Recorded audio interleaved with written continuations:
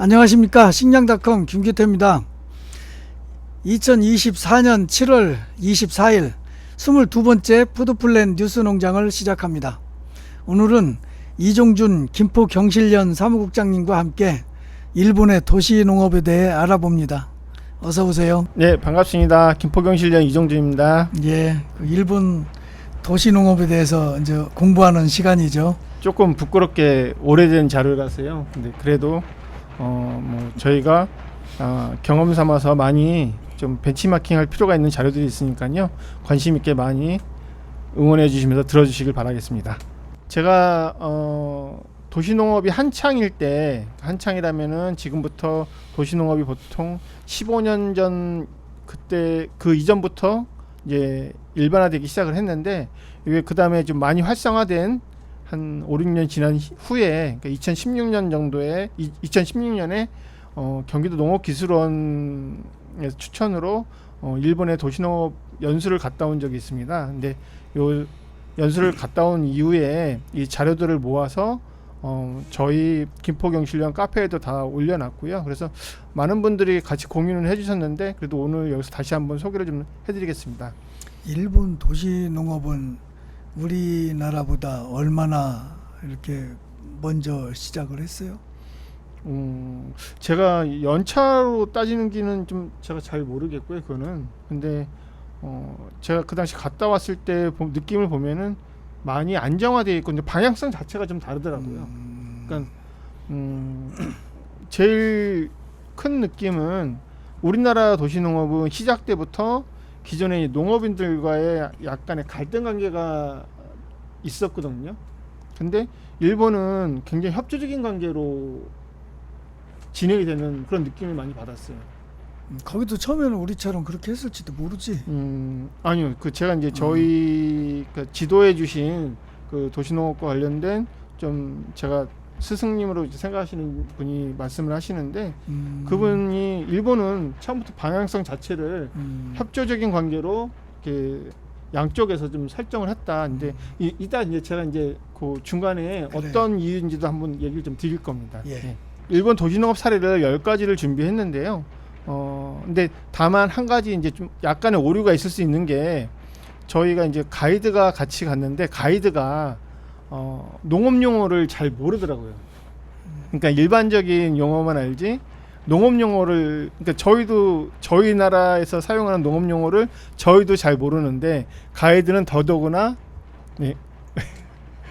그 우리나라에서 사용하는 그 일본 그 농업 용어를 잘 모르는데 현지 가이드도 일본의 농업 용어를 잘 모르는 거예요. 그래서 이 번역이나 이런 거에 대해서 약간 오류가 있을 수 있고요. 그리고 이제 제가 각 가는 견학지마다 받은 자료를 갖고 저희 회원분이 이 번역을 좀 많이 도와주셨어요. 그래갖고 그분한테 좀 감사도 드리고요. 제가 10군데를 소개를 시켜드릴 텐데요. 첫 번째는 남바파크라는 오사카에 있는 공중정원입니다. 예. 그 오사카 남바역에 있는 남바파크라는 그 공원인데요. 여기가 그 역세권을 새로 개발을 하면서 그 공중 정원을 꾸몄어요. 건물 위에다가. 근데 이게 좀 굉장히 좀 미적으로 아름답다고 해서 2014년에 CNN에서 세상에서 가장 아름다운 공중정원 탑 10에 선정이 됐었죠. 아, 옥상에다가 만들었다고 그래서 공중정원이라고. 그렇죠. 예, 맞습니다. 근데 이제 실제로 가보면은 1층부터 옥상까지 전체가 다 이제 쪽 정원으로 많이 꾸며져 있다고 보시면 돼요. 근데 도시농업이 저희가 그 먹거리로만 생각하는 게 아니고 보는 관점에 적용도 도시농업의 한쪽에 갖고 있기 때문에 이걸 이제 소개해드리겠습니다.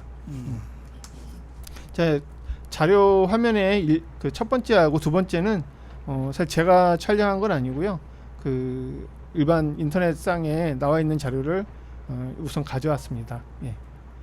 예. 그리고 이제 처음 사진을 보시면은 그 약간 어떤 느낌을 받으실까요? 제가 밑에 그 주석은 달아놨는데 이게 미국의 그랜드 캐년을 모티브로 해서 설계를 했다고 해요. 그래서 가면은 그 협곡과 그리고 협곡의 색깔이 그대로 표현이 됐고요. 그리고 벽면 녹화를 굉장히 많이 해놨더라고요. 근데 벽면 녹화 같은 경우가 제가 봤을 때 우리나라는 그 한 5년 정도 됐거든요. 이제 막 이렇게 제대로 시작하고 홍보하는 게. 근데 이쪽에서는 굉장히 빨리 진행을 했고요. 근데 예, 그럼 또 사진을 넘길게요. 여기가 원래 그 지금 보는 자료 사진은 1층이 아니고요. 상당히 고층에 있는 부분이에요. 여기가 원래 이제 야구 돔 경기장이었다고 하더라고요. 그래서 그 돔 경기장을 재개발하면서 근데 거기 있는 많은 자료들을 그러니까 건축적인 자료들을 많이 갖고 온 거예요. 그래갖고 야구 선수 핸드 프린팅을 거기 이제 전체로 막 속속이 그 중간중간 이렇게 좀 배치도 해놨고요. 저희가 언뜻 보기에는 그냥 1층에 있는 정원 같은데 사실은 그 옥상에 있는 정원이죠. 이게 이것도 마찬가지로 1층이 아니고 그 중간층에 있는 그 건물 그냥 산책로처럼 이제 해놨습니다. 예. 여기 이제 상층부 곧 카페고요. 예. 여기가 이제 1층이에요. 1층에 이게 전체가 상가 건물이기 때문에 중간 중간 이렇게 뭐 산책도 하지만은 이제 상점들이 많이 들어와 있죠. 예. 지금 보여드리는 사진은 거기에 이제 조경을 식재를 해놓은 식물들을 좀 제가 사진 찍어놨는데요. 제가 조금 더 공부를 많이 했으면 이제 각 꽃이나 이런 거에 이름을 좀 다 알 수 있을 것 같은데 제가 양귀비인가요? 양귀비 같은데요? 아니 양귀비가 아니고 저 꽃이 이렇게 많이 본 건데 저게 무슨 꽃이냐? 뭐 달래 이런 꽃 비슷하기도 하고. 네, 두메 부추하고도 좀 비슷하고 근데 잎사귀가 부추 쪽이 아니어가지고 예. 그 생각보다 여기 건물에 아주 다양한 식재를 해놨더라고요. 보니까 그래서 이게 건물 건축 설계를 하면서 이런 외관적인 부분에 조경을 굉장히 신경을 많이 썼다 이런 생각이 많이 들었고요. 아까 보니까 뭐 그게 뭐 몇 층 위에 있는 건데 마치 그냥 1층 그쵸, 예, 처럼. 맞습니다. 엉겅퀴 진짜. 종류일 것 같아. 엉겅퀴. 그 한번 그 선생님들도 오사카 가시면은 이게 남바역이거든요. 남바 지하철역이니까 한번 가보시면은 그 나름 괜찮으실 것 같아요. 예. 그리고 다음 할 것은 제가 일본 도시농업과 관련해서 가장 중점적으로 중요하게 생각해서 소개해드리는 부분이고요. 여기는 이제 포레스트 가든이라는 일본 사카이시에 있는 그 도시농업 공원이에요. 그러니까 제가 평소에 생각했던 도시농업 공원을 여기가 이제 제가 봤을 때 가장 근접한 모델이더라고요. 그래갖고 그 다음 자료 사진을 보시면요, 전체 이제 조감도가 나오잖아요. 여기서 딱 느끼시는 게 수변 공간과 그 초록색은 녹지죠, 그냥 일반적인 공원처럼 녹지고요. 황토색으로 되어 있는 거는 밭이에요. 그래서 저는 늘 도시농업 공원을 조성을 할 때 그 텃밭이 조경의 일부분으로 생각을 하는 얘기를 하거든요.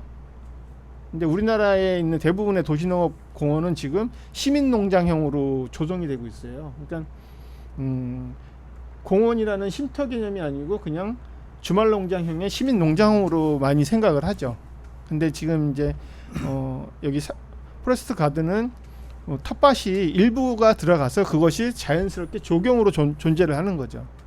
근데 여기가 제가 일본의 도시농업 여기 말고도 이제 나중에 이제 요코하마항에 있는 그 주말농장형 농장도 소개할 때도 얘기를 드리겠지만은 이런 도시농업 공원도 그러고 모든 출발점이 일본의 농업의 고령화에서 시작이 됐더라고요.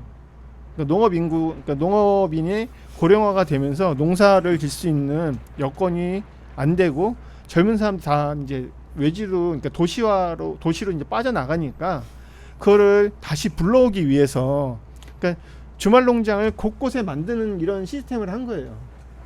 근데 그거를 특색 있게 어디는 이제 좀 어떤 주제를 조금 더 공원처럼 더 꾸미고 어디는 조금 더 농장 그러니까 시민 농장처럼 좀 더 꾸미고 이렇게 몇 개 이제 좀 특색 있게끔 다 나눈 면이 좀 있더라고요. 근데 제가 느낀 점은 그랬어요. 어쨌든간 일본도 농업인의 고령화가 굉장히 저희들보다 빨리 왔고 좀 더 심각하게 생각했고 그걸 또 해결책을 또 제시한 거죠.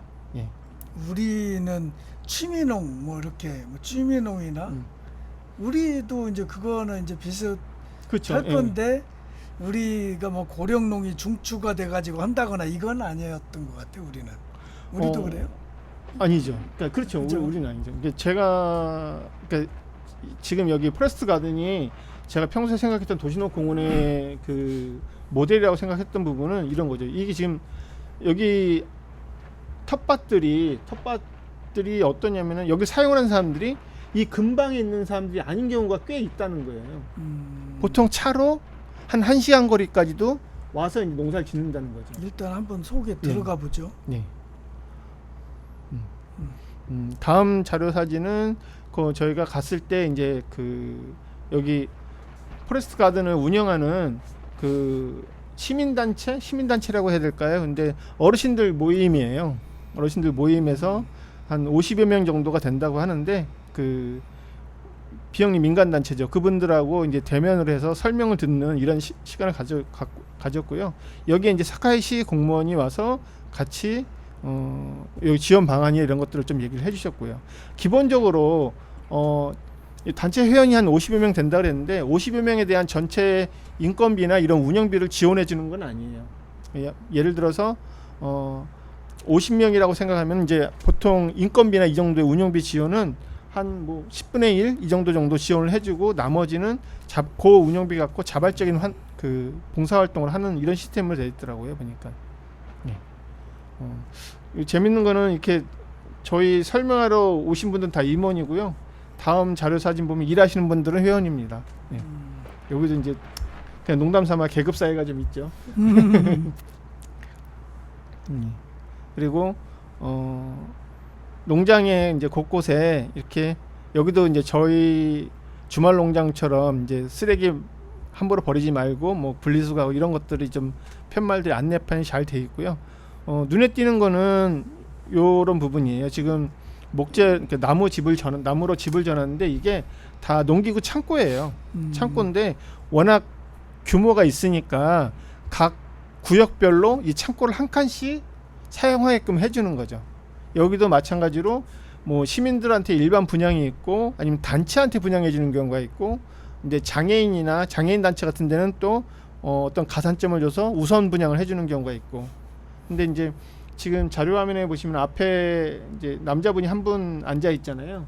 이분이 제가 봤을 때는 조금 중증 장애인이세요. 그러니까 정신 지체가 있으신 분인데 이게 도시농업이 한쪽이 그런 거죠. 이제 정신건강이나 저희가 치유농업이라고 하잖아요. 이제 그런 거에 대한 그 활용을 그러니까 아주 잘 하는 편인 거죠, 여기가.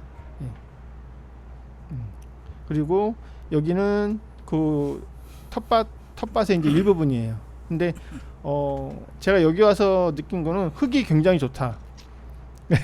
흙이 굉장히 좋다. 저희가 그 일반적으로 화산토가 농작물 그 재배하기에 굉장히 좋은 환경이라고 하잖아요. 그래서 이 이후에 제가 이제 외부에서 한번 강의를 들었는데 저희가 얘기하는 자연농법에 대한 얘기를 일본의 이 토질하고 연관시켜서 한번 얘기를 들은 적이 있어요. 근데 어떤 얘기를 들었냐면은 이 자연농의 그 출발이 그 일본에서 많이 왔다고 하더라고요. 출발점이. 근데 우리는 그래서 그 일본의 그 자연농법이 굉장히 좋고 미래에 그러니까 아주 노동력도 많이 안 필요하고 결국에는 처음에는 물론 많이 필요하겠지만 나중에 안정화되면은 노동력도 많이 안 필요하고 이런 농법으로 아주 혁신적인 농법이라고 물론 예전에 아주 옛날에 했던 농법이지만 굉장히 이렇게 선호하는 경향이 있었거든요. 근데 이 토질과 연관해서 어떤 선생님이 그 강의를 해주시는데 그 얘기를 하더라고요. 우리나라 토질하고 일본 토질하고 완전히 다르기 때문에 거기서 나온 자연농법을 우리나라에 대입하는 것 자체가 잘못된 거다. 우리나라는 농사짓기 굉장히 척박한 땅인데 우리나라에서 자연농을 실천한다는 거는 그거는 조금 쉽지 않은 부분이다. 그런데 일반적으로 이제 자연농이라는 것이 그 관념적으로 굉장히 좋다고 생각을 하잖아요. 친환경이라고 생각하고 이제 꼭 그렇지만은 않다는 거를 일본의 토질 환경은 농사짓기에 너무 좋은 땅이기 때문에 거기에서 출발한 자연농하고 우리나라에서 자연농을 같이 한다는 거는 좀 안 된다 이런 얘기를 좀 하시더라고요. 우리나라는 그 뭐 녹색혁명하고 뭐 새마을 운동하고 하느라고 뭐 그 뭐 비료 농약 뭐 이걸로 뭐 다 산성화되고 다 이제 찌들어 있어서 아마 자연농업을 한다고 해도 그거 아마 그 관리가 안 할 거예요 아마 그 근데 진짜 이렇게 이 관리를 해왔던 땅이라 여기 토질은 제가 언뜻 보기에서 굉장히 좀 좋더라고요. 좋다는 게 일반적으로 색깔로도 많이 판명을 하거든요. 그러니까 이제 신소희 사무장님네 밭처럼 그렇게 이제 친환경으로 오랫동안 이렇게 좀 해오고 하면 그 자연농으로 가더라도 경쟁력이 있을 건데 그렇지 않고 늘 뭐 관리를 좀 이렇게 해줘야 되는 그런 농법으로 그 농사를 하다가 자연농으로 한다고 그러면 아마 글쎄 뭐 그거 좀 힘들지 않을까?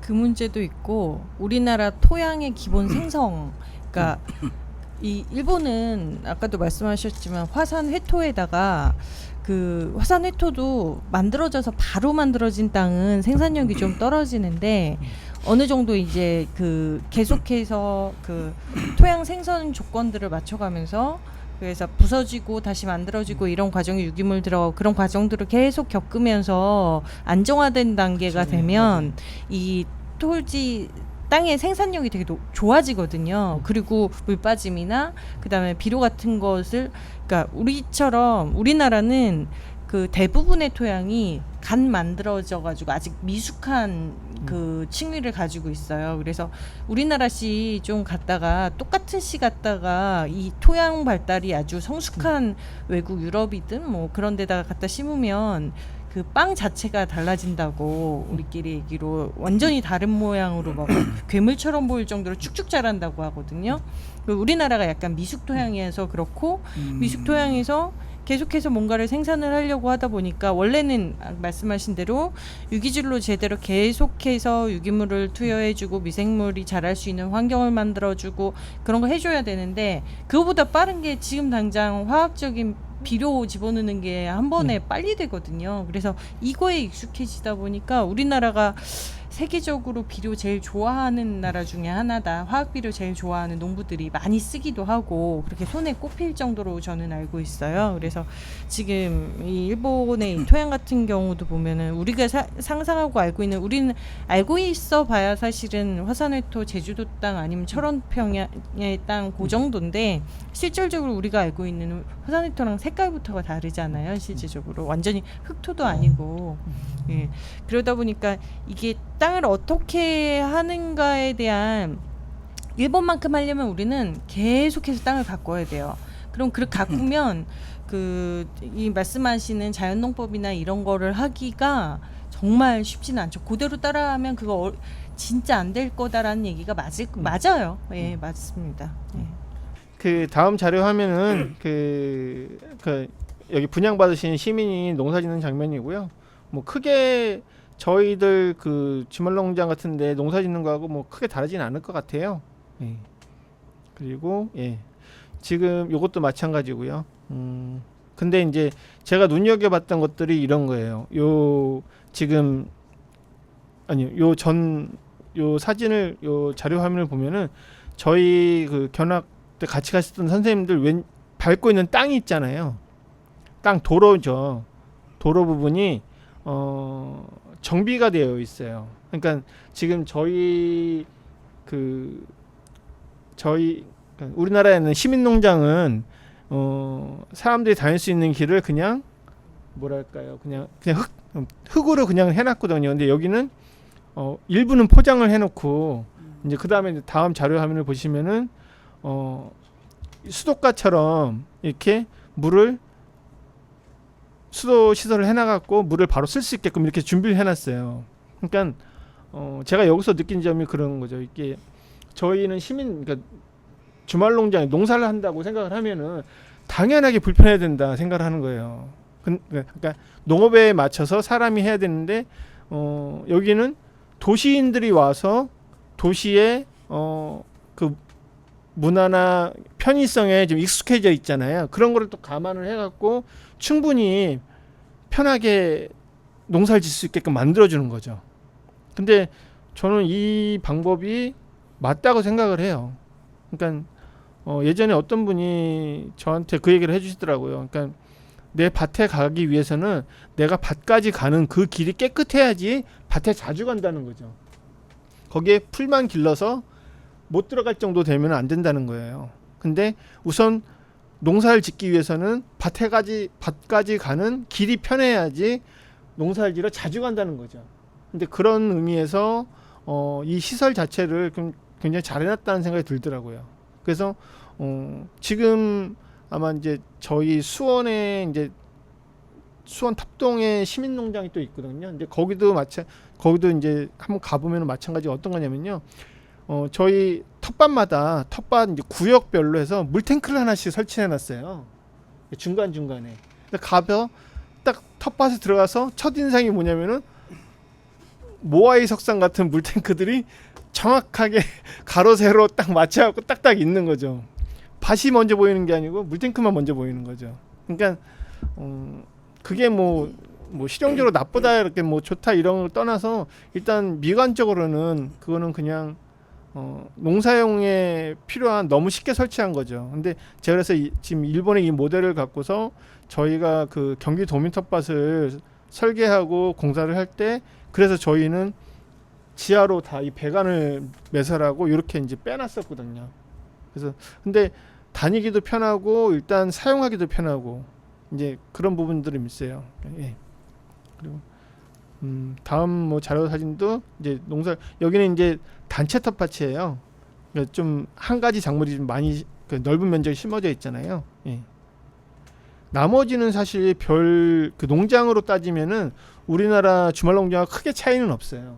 뭐 토질이나 근데 편의시설이 좀 잘 되어 있고요. 예, 그리고 이제 중요한 건 이제 지금 보여드린 자료 화면이 공원 내 일반 시설이거든요. 근데 이 사진만 보면은 딱 그런 거죠. 어디 그냥 도시농업 공원이 아니고 일반 공원처럼 느끼시는 거죠. 일반 공원처럼 어린이들 놀이터 있고 운동시설 있고 그리고 이제 전망대도 있고 또 산책로도 아주 잘 조성이 되어 있고 예. 예. 여기까지가 그 포레스트 가든을 소개해 드린 거고요. 그 다음 자료는 모쿠모쿠 팜이라는 일본 체험 농장이에요. 그 모쿠모쿠가 뜻이 그 뭉게뭉게, 그러니까 저희가 구름이 뭉게뭉게 떠다닌다고 하잖아요. 그런 이걸 의태어라고 하나요? 예, 의태어. 예. 그거를 본따서 만든 농장이더라고요.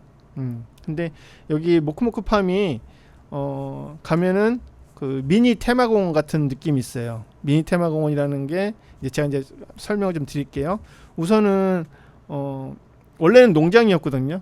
농업을 하는 농장이었는데 여기도 마찬가지로 농촌이 고령화되면서 사람이 떠나고 그러니까 농사를 짓을 수 있는 젊은 사람들이 떠나고 그러니까 농사를 못 짓는 거예요. 그 면적에서. 근데 그러다 보니까 그래서 축산업으로 변경을 했대요.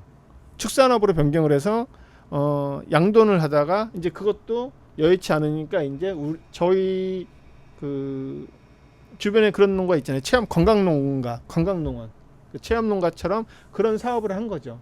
근데 여기 모델이 굉장히 오래된 거거든요. 그래서 그 이후에 이제 우리나라도 이제 그 체험 농장들이 많이 생겼듯이 근데 여기는 규모가 좀 많이 커요. 그러니까 언뜻 보기에는 에버랜드 뭐 그 미니 에버랜드 이 정도로 이렇게 하더라고요. 그리고 저는 좀 놀랐던 게 여기가 굉장히 유명해서 우리나라 체험객 관광객이라고 해야 되나요? 한 1년에 한 3,000명 정도 간다고 하더라고요. 실제로 갔더니 이제 그 안내 팜플렛이 한국어로 되어 있는 게 있어요. 예. 그리고 제가 요거를 저희 도시농부학교 학생들한테 한번 설명을 했는데 알더라고요. 도시농부 학생들이. 예. 일단 이제 들어갈 때 입장료도 받고요. 그러니까 농장을 조금 더 여러 가지 테마를 해서 만든 거거든요. 그래서 이제 제가 언뜻 생각해봤을 때 뭐 여기가 이제 그 당시에 입장료가 500엔이에요. 그때 이제 환율이 조금 있어서 5,500원 정도 했었는데, 그러니까 연간 수익을 막 따져보니까 한 27억 정도 나오더라고요. 그 입장료만요. 근데 물론 이제 들어가서 사용하는 그 수요는 더 있겠죠. 예. 아주 다양하게 안에 이제 레스토랑도 있고요. 레스토랑도 있고 여러 가지 체험 뭐 목공예도 있고 아니면은 뭐 여러 가지 이제 체험 농장이 있는 거죠. 근데 다음 자료 사진 보시면은 여기에 이제 마스코트가 이 미니 돼지예요. 미니 돼지 같지 않죠. 아, 이게 돼지에 지금. 예, 이게 원래 품종은 미니 돼지래요.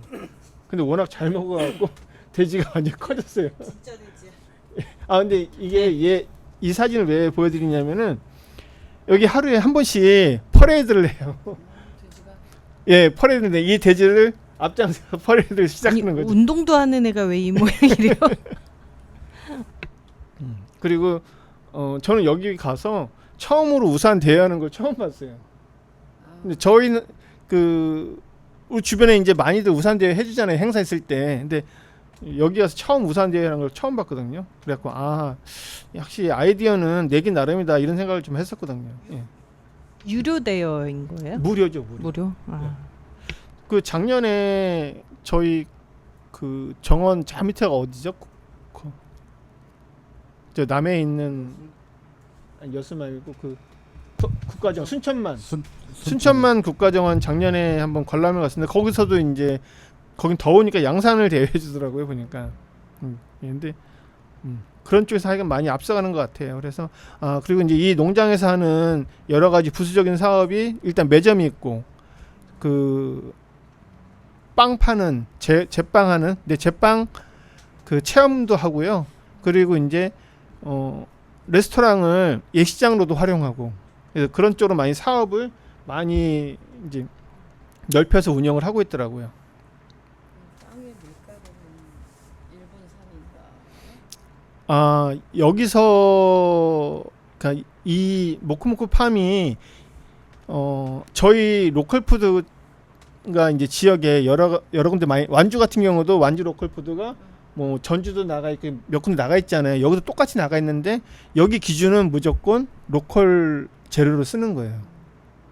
로컬 재료를 쓰는 거예요. 그리고 제가 조금 이따 이제 지금 설명드리면요. 제가 여기 가서 굉장히 조금 의미 있게 와닿는 거는 모든 그 직원들을 현지인으로 고용을 하더라고요.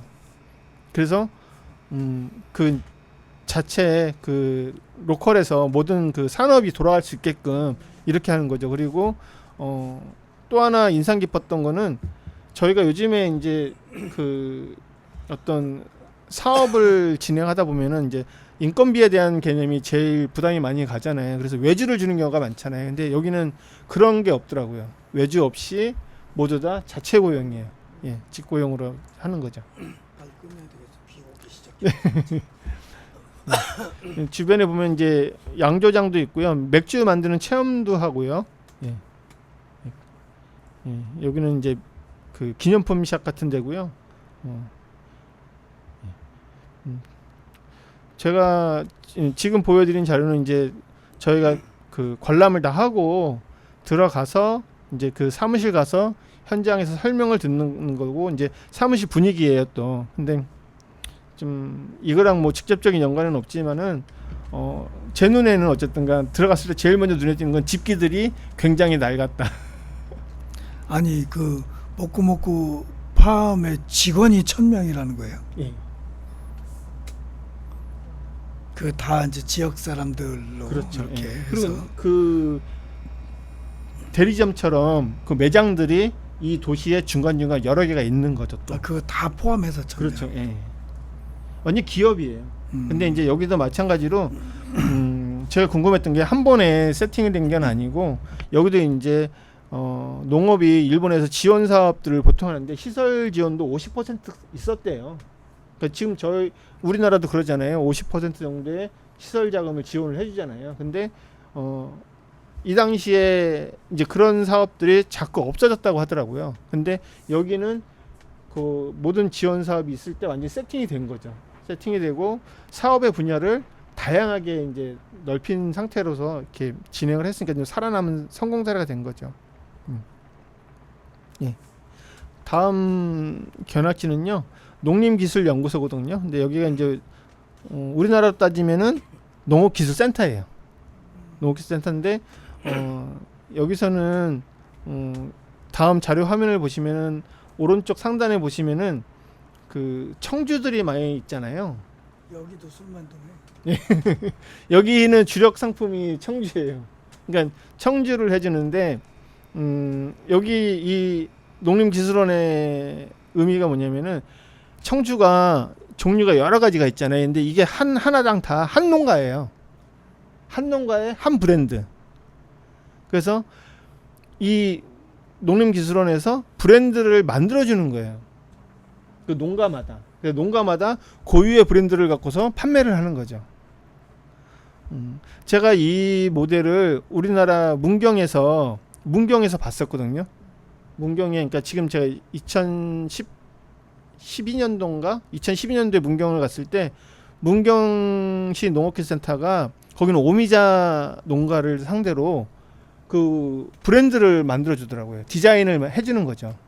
그래서 오미자 브랜드가 농가별로 있어요. 문경에는. 근데 그 농업의 취약점이 홍보나 이런 것들인데 그런 거에 집중적으로 지원을 해주는 거죠. 그 이제 일본의 그 이제 도시농업에 처음에 이제 그 뭐 태동이라고 그럴까 이제 그 아까 그 말씀하실 때 거기는 이제 고령농이 이제 중심이 돼서 그렇게 그 저걸 했다는데 우리하고 차이는 그런 것 같아요. 이제 우리처럼 거기는 도시농업이 처음에 시작할 때 이렇게 농민들하고 도시농민들하고 이렇게 갈등이나 그런 것들이 많지 않았다라고 얘기를 했는데 그 이야기를 좀 이렇게 듣고 보면 거기는 이제 농민들이 중심이 돼서 도시농업을 이렇게 만들고 같이 운영하고 이렇게 좀 해왔기 때문에 그런 게 아닌가 그런 생각이 좀 들어요. 근데 우리 같은 경우는 도시농민 하면 일반 농민들이 볼 때 굉장히 이질감을 이렇게 느끼잖아요. 우리는 초반에. 그 제가 이제 요 일본의 도시농업을 아주 단편적으로 소개를 드리는 거잖아요. 그래서 지금 주신 질문에는 사실 정확한 답을 해드리기는 어려울 것 같아요. 근데 오늘 말고 다음 시간에 제가 요코하마항에 있는 그 시민농장을 만드는 과정을 중점적으로 한번 설명을 드릴 거거든요. 근데 그 과정 자체가 지금 주신 질문의 답일 수 있어요. 근데 대략적으로 얘기를 드리면은 여기도 그 한 요코하마라는 그 하나의 농지를 그 시민농장으로 발전시킬 때 굉장히 큰 서로 간에 갈등이 있었어요. 갈등인데 그 갈등을 중재해주고 같이 나가는 그 농협이 있었거든요. 일본 농협이. 그래서 그거를 그때 한번 좀 자세하게 좀 설명드리고 저희처럼 그러니까 아주 쉽게 접근하고 그러진 않았다는 부분인 거예요. 여기서도 일본 내 스스로 문제가 있었고 근데 그거를 극복하는 과정이 굉장히 적극적으로 좀 했다는 거죠. 예. 제가 두 가지만 말씀드릴 텐데 하나는 질문이고 하나는 그냥 말씀드리고 싶은 게 난바파크라고 그 지하철역 거기 옥상 정원 공중정원이라고 하셨죠. 그게 우리나라에도 세종시가 굉장히 잘 조성이 돼 있더라고요. 예, 그래서 우리나라도 좀 있다는 거 이제 잘 아시는 것 같은데 말씀드리고 또 하나는 이제 두 번째로 말씀하신 거 여쭤보고 싶은 게 포레스트 가든이었나요? 예, 이때 이제 포레스트 가든을 조성하게 된 게 그 노령화, 농업 인구가 노령화되고 많이 또 이렇게 젊은 사람들이 떠났기 때문에 이거를 했다고 그랬잖아요. 그러면 그거에 대한 성과, 그러니까 그 노인들이 얼마나 참여를 하고 또 떠났던 혹시라도 떠났던 젊은이들이 돌아왔는지 그거를 좀 그게 궁금합니다. 갑자기. 그러니까 그리고 이게 이제 16년도니까 지금 거의 8년 지났잖아요. 그래서 그 내용을 혹시 아시는지 좀 궁금합니다. 그 지금 질문해 주신 그 다시 귀농을 다시 한 거죠. 떠났던 그 생산층이라고 해야 될까요? 그 젊은 층들이 그 노동할 수 있는 생산층인데 이 당시에 견학을 할 때는 그런 결과물은 없었어요. 그런 결과물은 없었고요. 다만 저희가 이제 귀농이라는 개념이 아니고 이제 관광하듯이 오는 거죠. 시민농장으로. 근데 부수적으로 이 도시농업 공원 주변에 주택이 많이 생겼더라고요. 그 얘기를 직접 하고요. 그러니까 이게 이제 사람이 살 수 있는 조금 저희가 이렇게 전원주택이나 이런 단지식으로 변해간 거죠. 그러니까 그 농사를 지러 들어온 건 아니지만 그 빠져나간 인구가 일부는 들어왔다고 볼 수 있는 거죠. 어쨌든 사람이 많이 늘었다. 네. 그리고 이 농사를 주말농장처럼 농사를 짓기 위해서 계속해서 왔다 갔다 하고 이러기 때문에 뭐 당연히 왔다 갔다 하면 주변에 상권도 좀 활성화 될 거고요. 예. 지금 포레스트 가든 같은 경우에 보면 여기가 회원이 50여 분이라고 나와 있는데 50여 분이 다 거기서 근무라고 해야 되나 관리를 하시는 건가요? 아니면 그 이 중에 상근 근무자가 별도로 몇 분 정도가 계시는 형태로 봐야 되는 건가요? 그 정확한 설명은 듣지는 못했는데요. 그러니까 네. 상근 개념은 아닌 것 같더라고요. 아, 근데 이제 저한테 설명을 할 때는 이 사카이시에서 이 전체적인 이 도시농업 공원 운영을 네. 그러니까 직영을 하진 않고 그 단체에 위탁을 준 거죠. 근데 그 위탁받은 단체가 비영리 민간 단체인데 그 노인 단체죠, 노인 단체. 그리고 규모를 얘기를 할 때 한 5-6명분의 임원들이 보통 받을 수 있는 이 정도의 급여를 하고 나머지 저희가 이제 운영 같은 거 할 때는 뭐 여기 들어가는 뭐라고 장비대라고 해야 될까 재료대 이런 것도 당연히 이제 해주겠지만 근데 그거를 갖고 뭐 이분들이 같이 운영을 한다고는 하더라고요. 단체 운영을. 지금 면적을 대충 계산해 보니까 우리가 보통 평 좋아하니까 평방미터로 하면은 별로 안 다가오는데 2만 지금 몇 평이야? 예. 네네. 2만 3천 평 좀 넘어가는 정도라 50명이서 하신다 그러면 1인당 470평 정도씩을 관리를 하고 계신 셈이라서 이게 작은 평수 아니거든요. 어르신들이 하는 평수는 물론 그 안에서 관리하는 사람 별도 그다음에 실제로 도시농업으로 그 안에서 그 발전적으로 하고 계시는 시민들이 훨씬 더 많으시긴 하겠지만 그래서 궁금한 게 이제 시민 텃밭을 운영하셨었잖아요. 거기가 면적이 어느 정도 됐었죠? 시민 텃밭 같은 경우에? 3,000평. 아니죠. 5,700평. 아, 5,700평을 관리 인원은 2명이었었죠. 와. 네.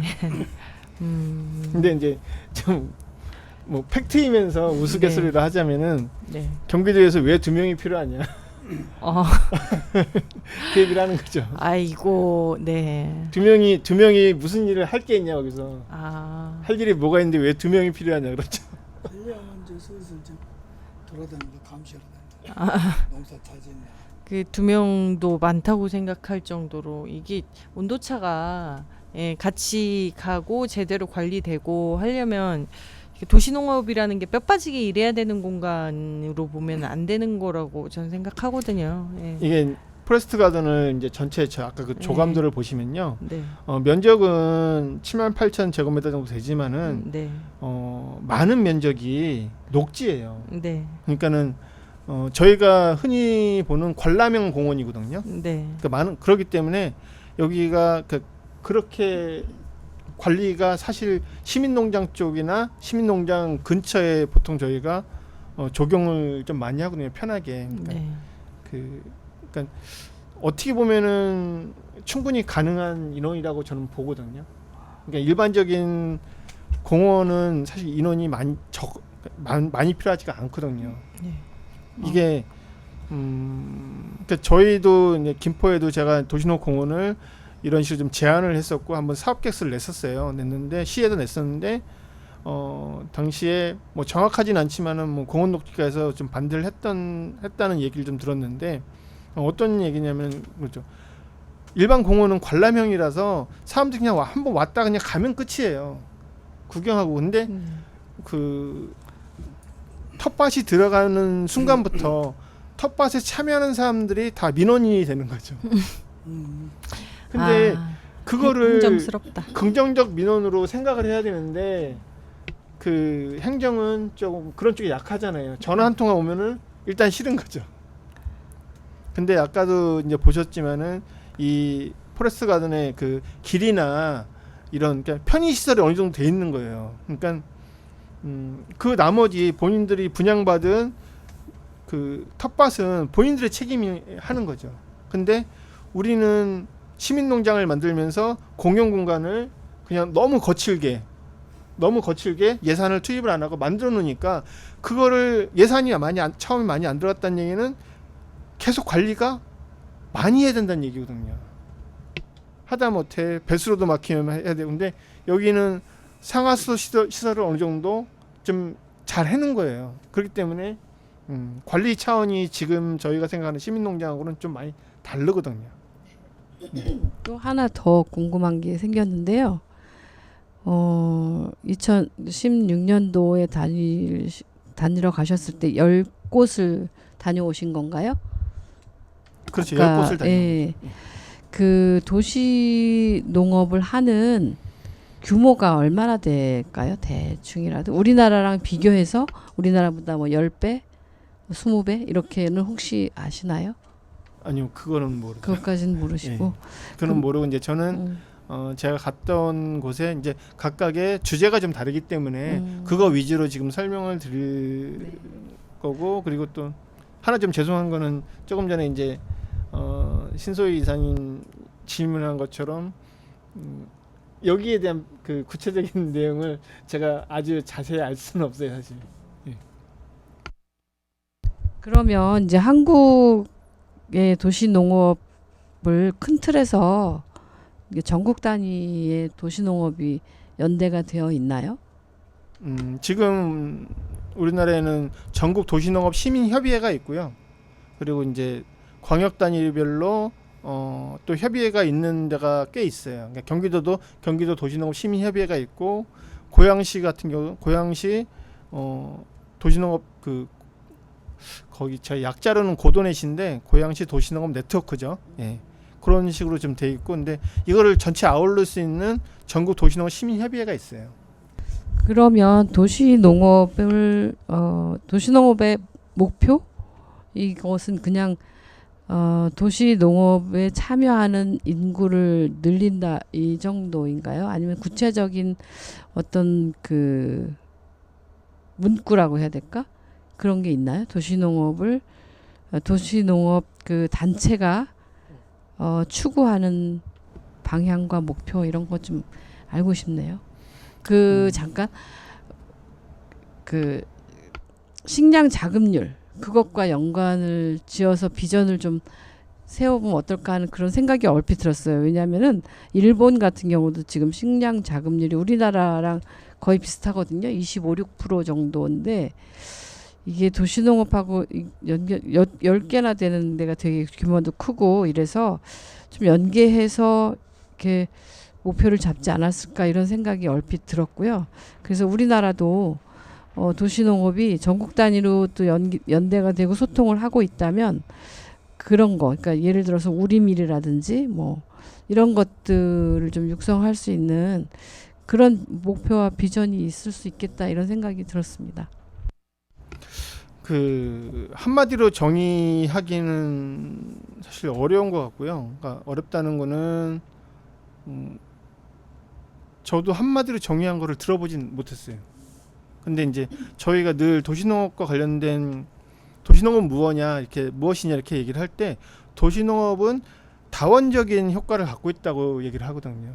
근데 그 중에 좀 전에 말씀하신 뭐 식량 자금도 있고 뭐 토종 관련된 것도 있고 그다음에 정신 건강 뭐 그 신체 건강 뭐 이런 것들에 대한 예. 아주 다양하게 모든 것을 포괄할 수 있다. 도시농업을 이렇게 얘기를 하거든요. 근데 이제 그 중에 개별적 그러니까 개인마다 느끼는 비중은 좀씩 다르겠죠, 당연히. 근데 결국에는 사람으로 사는 그 행복 성취인 것 같아요. 내가 느끼는 행복의 관점이 아니면은 뭐 타인이 느끼는 행복의 관점이 조금씩은 다 다르잖아요. 근데 그거를 어쨌든간 농업을 통해서 만족시키는 거니까요. 그러니까 저는 개인적으로 도시농업과 농업에 대한 이 구분을 크게 잡고 싶진 않아요. 그러니까 당연히 그 국가 전체가 도시화가 많이 돼 있으면은 농업도 변하게 돼 있는 거거든요. 근데 그거를 뭐 도시자가 들어가서 이게 농업이 아니다. 근데 지금 뭐 제도로 따지면은 농업 아니거든요. 왜냐면은 법으로 보호를 못 받잖아요. 그러니까는 지금 농업은 뭐 아주 간단하게 설명하면은 300평 이상의 농사를 짓고 농지연부를 발급받아서 이런 농민들만 사실 법으로 보호받는다고 생각하거든요. 근데 제가 봤을 때는 도시농업도 농업이고 농업도 결국에는 소비자를 대상으로 하는 산업인 거죠.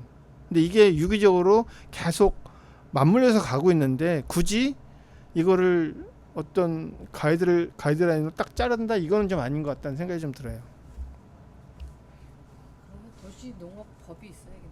도시농업 법은 있어요. 법은 있어요. 법은 있는데 농업과 도시농업을 구분하니까 굳이 농업과 도시농업을 구분하니까 문제가 된다. 도시농업법은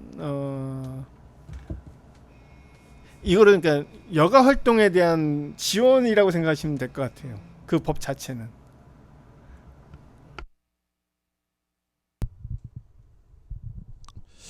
네.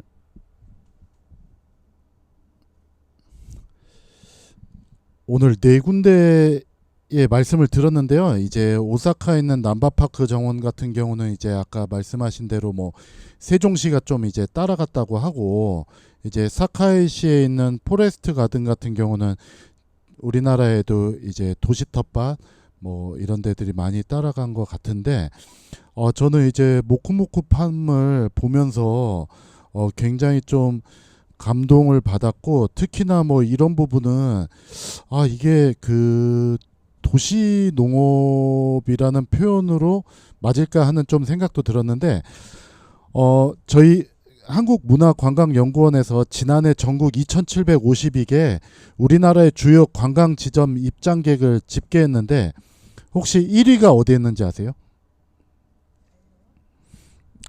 자연농원. 틀렸습니다. 1위가 이제 순천만 국가정원이 778만 명으로 에버랜드를 앞질렀습니다. 처음으로. 예, 그러니까 우리나라도 이 그 정원에 대한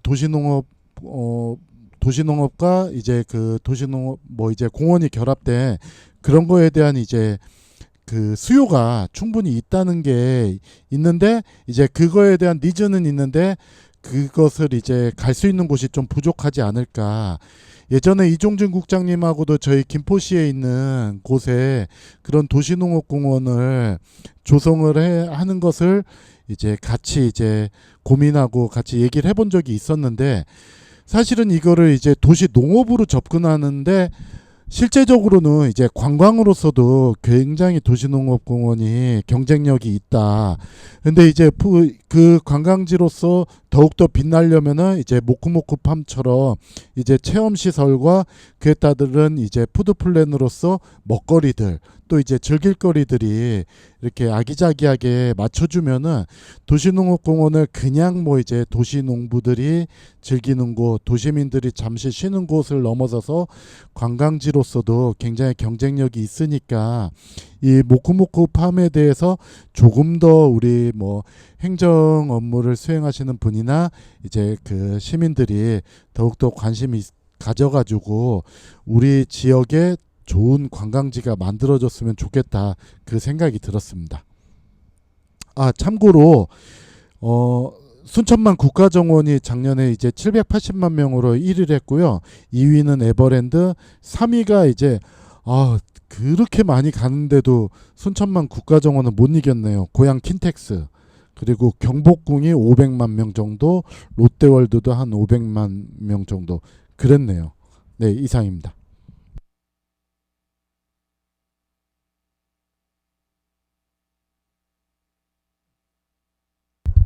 저는요, 근데 좀 다른 게 관광지로 많이 이렇게 해서 많은 분들이 다녀가는 것도 중요하지만 가서 정주해서 사는 게 더 중요하잖아요. 예, 그래서 진짜 그 발표하신 대로 그 시설 접근성을 편리하게 해주고 이런 것들 좀 적극 그 뭐 국가든지 중앙 정부든지 지방 정부든지 도시 농업을 한다 이러면 적극적으로 지원을 해서 여기서 살고 싶다라는 마음이 들게끔 해주는 게 더 중요한 것 같습니다.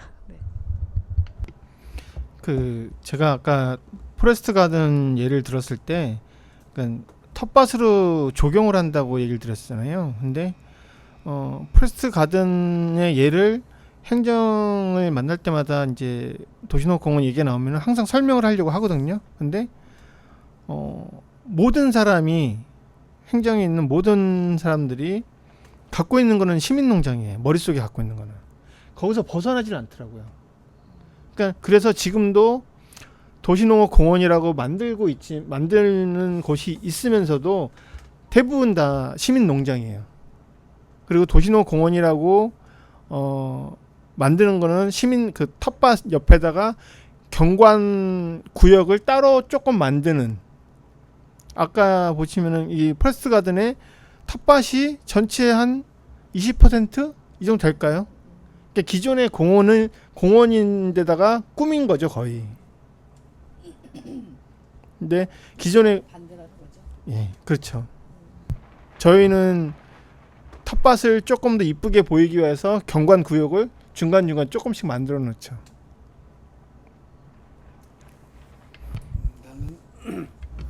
나는 그 아까 그 목구팜 그 이런 그 사례를 좀 들으면서 나는 이종준 국장님이 이제 도시농업을 하면서 이제 평소에 이렇게 이제 꿈꿔왔던 그런 그 도시농업 공원을 아주 그 제대로 한번 만들어서 그 뭐 지역에 있는 뭐 고령 농민이든 아니면은 뭐 농업을 이렇게 뭐 좋아하는 사람들이든 아니면 도시농업 출신이든 이런 분들이 이제 같이 아까 뭐 거기도 뭐 직원이 1,000명이나 된다며.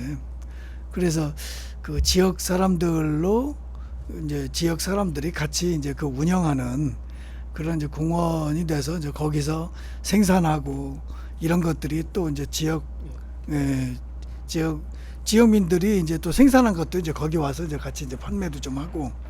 예, 그렇게 하면 그거야말로 이제 우리가 좀 이렇게 좀 이야기하는 도시농업의 그 모토하고도 맞지 않겠나.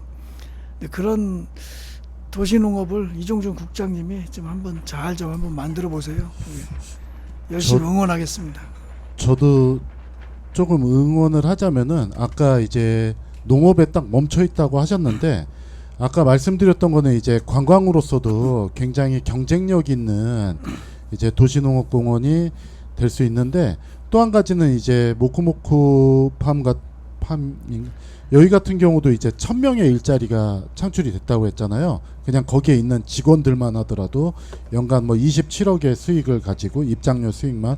그런데 그 안에서 팔리고 있는 이제 다양한 먹거리와 체험비 뭐 이런 거 하면은 사실 입장료 수익은 굉장히 작을 것 같거든요. 그러니까 엄청나게 많은 일자리도 창출이 됐다. 그러니까 도시농업공원이 이제 관광뿐만이 아니라 일자리 창출 이런 쪽으로 좀 행정이 접근해야 될 시기가 오지 않았나 생각이 들었습니다. 그 모코모코팜 아까 제가 중간에 그 사무실 들어갔을 때 집기들이 많이 낡아 있었다고 좀 얘기를 드렸었어요.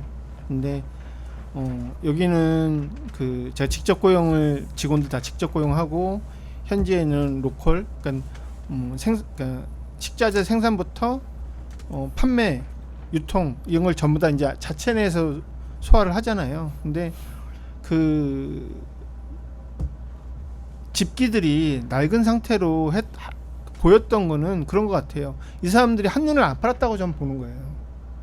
그러니까 이게 좀 얘가 조금 이상할지 모르지만 저희가 활동하는 것 중에 김포시 의회 모니터링을 지금 하고 있는데 김포시 의회가 새로운 청사로 이전을 했어요. 근데 가서 제가 이번에도 이제 언론사 이제 지면 인터뷰를 하면서 얘기를 한 것 중에 하나가 그거거든요. 바뀐 거는 오로지 건물과 집기뿐이 없다고 제가 표현을 썼어요. 그러니까 적어도 예전에 김포시 의회가 시민들이 참여할 수 있는 공간이 적다고 늘 지적을 했는데 방청할 수 있는 공간이 적다고 지적을 했거든요. 근데 공사를 할 때는 저한테 신청사 가면 늘 그 방청할 수 있는 공간이 충분히 더 늘어날 거다 얘기를 했어요. 근데 갔더니 정말 한 자리도 안 늘어났더라고요. 바뀐 거는 사람도 안 바뀌어. 예. 건물과 집기만 바뀌는. 그러니까 김포시 의회가 원래 가져야 될 의미를 모르는 거죠. 근데 지금 아까 목구멍쿠팡 같은 경우는 자기들이 이 지역의 발전을 위해서 그리고 농업을 위해서 어떤 방향으로 발전시켜야 될지 이거에 대해만 매진하니까 그 집기 같은 건 사실 눈에 안 들어오는 거죠. 그냥 그렇게 일을 해야지 시민들하고 같이 갈 수 있다고 보는 거죠. 정작 중요한 거는 근본적인 문제인데 자꾸 좀 이런 부분 제가 예를 조금 너무 과하게 들었나요? 네, 좀 죄송합니다.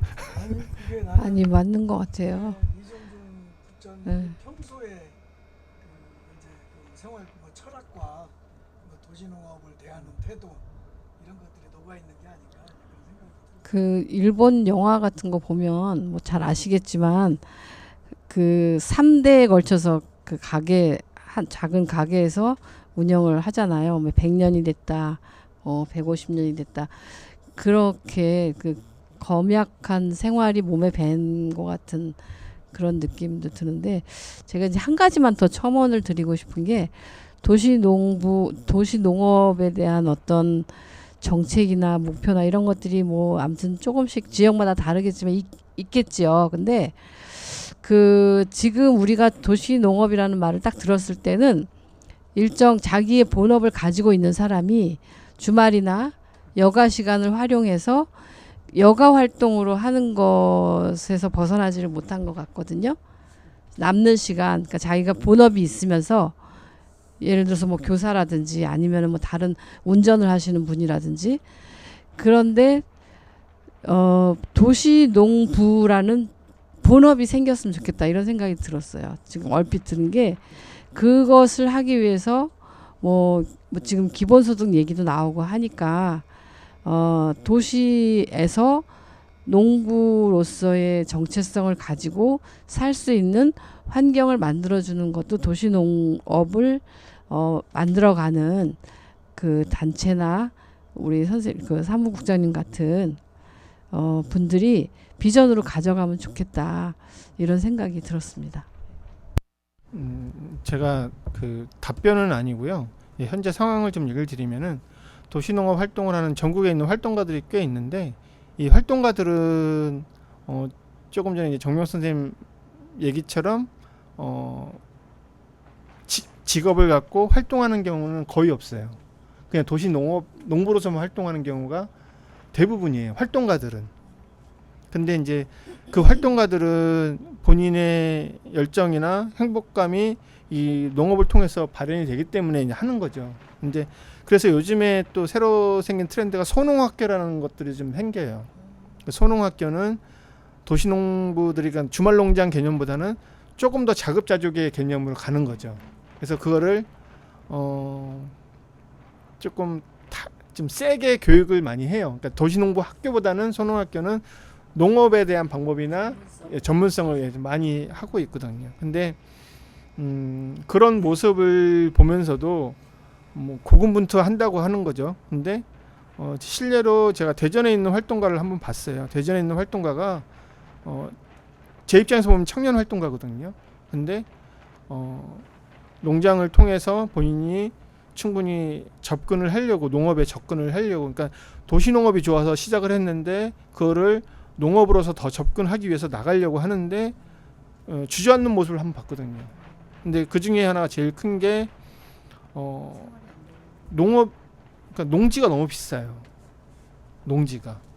그러니까는 아까 저희 농업과 관련된 기본적인 법이 어떤 식으로든 임대를 받든, 근데 임대를 받는다는 거는 공식적으로 법적으로 받아야 되잖아요. 근데 그런 것들이 굉장히 생각보다